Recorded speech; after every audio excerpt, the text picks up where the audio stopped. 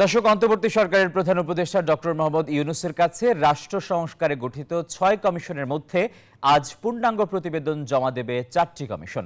এ বিষয়ে সবশেষ তথ্য জানাতে সরাসরি যোগ দিচ্ছেন সহকর্মী মারুফা রহমান।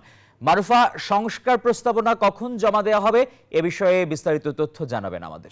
কমিশন ঠিক 11:30টার সময় তাদের চূড়ান্ত প্রতিবেদন জমা দিতে আসার কথা রয়েছে। যে এই 4টি সংস্কার কমিশন আজকে আসলে আসবে বিভিন্ন সুপারিশ নিয়ে। তাদের মধ্যে রয়েছে পুলিশ সংস্কার কমিশন, দুর্নীতি দমন কমিশন সংস্কার, নির্বাচন ব্যবস্থা সংস্কার এবং সংবিধান সংস্কার কমিশনের প্রধানরা আজকে তাদের প্রতিবেদন প্রধান উপদেষ্টার বরাবর আসলে আজকে জমা দেবেন। ঠিক 11:30টার সময় প্রধান উপদেষ্টার কার্যালয়ের 4 নম্বর গেটের সামনে আমরা অবস্থান করছি। প্রধান ফটক দিয়ে 11:30টা নাগাদ তাদের প্রবেশ করার কথা রয়েছে। কি কি সুপারিশ থাকছে সেই বিষয়ে যদি আপনাকে জানাই, সেখানে রাষ্ট্র সংস্কারের যে সুপারিশগুলো আসছে সেই আলোচনার মধ্যে যে 4টি খাত আসলে আজকে প্রতিবেদন জমা দেবে, তার মধ্যে রয়েছে পুলিশ সংস্কার, দুর্নীতি দমন সংস্কার, নির্বাচন ব্যবস্থা সংস্কার এবং সংবিধান সংস্কার।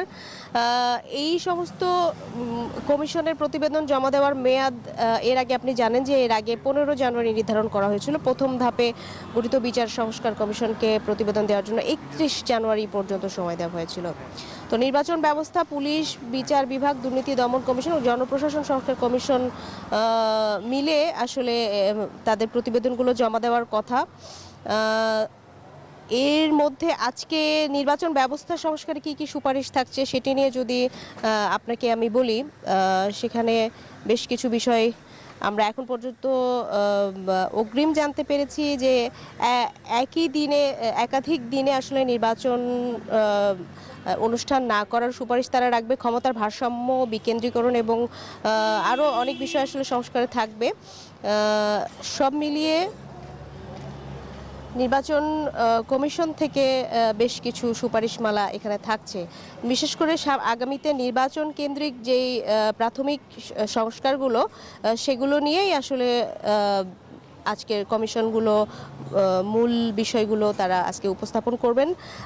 সাবেক সচিব কে এম আব্দুল আওয়াল তিনি কিন্তু এর আগে বলেছেন যে নির্বাচন ব্যবস্থা সংস্কারে সুপারিশ বাস্তবায়নে রাজনৈতিক দলগুলোর মনোভাব গুরুত্বপূর্ণ এবং একই সাথে এই কমিশনগুলো জানিয়েছে তারা আজকে যে প্রস্তাবগুলো দিবে সেই প্রস্তাবগুলো আসলে একটি রাজনৈতিক সরকারের পক্ষে বাস্তবায়ন সম্ভব। সেক্ষেত্রে রাজনৈতিক দলগুলোকে আসলে উদার মনোভাব দেখানোর কথা তারা বলেছেন। তবে আপাতত অন্তর্বর্তী সরকারের কাছে তারা এই সংস্কার প্রতিবেদনগুলো জমা দেবেন। তো মোটামুটি এই ছিল আমার কাছে সর্বশেষ তথ্য। প্রতিবেদনগুলো জমা দেওয়ার পরে হয়তো আমরা আরো বিস্তারিত জানাতে পারবো। টিপু। মারুফা, আপনাকে ধন্যবাদ।